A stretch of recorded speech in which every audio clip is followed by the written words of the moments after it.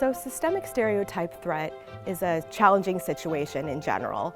And this happens when, first of all, there are gender disparities between men and women in a particular domain.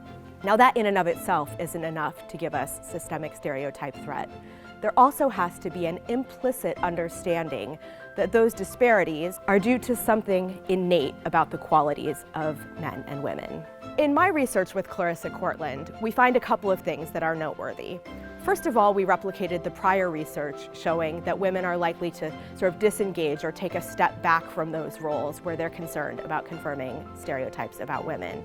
The second thing, what's new and exciting about our research, is that women also really step forward, and we call it fueling a fire, that this experience can fuel their fire for supporting other women, both in terms of mentoring them, sponsoring them, making sure that their voices are heard, that their good achievements are recognized within their organizations.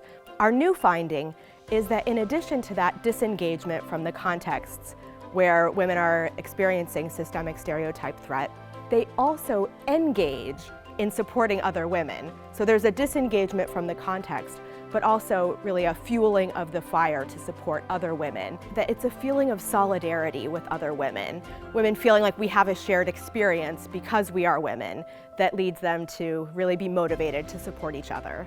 The most important is we want to make sure no one thinks that the onus should be on women to support each other, to change systemic bias.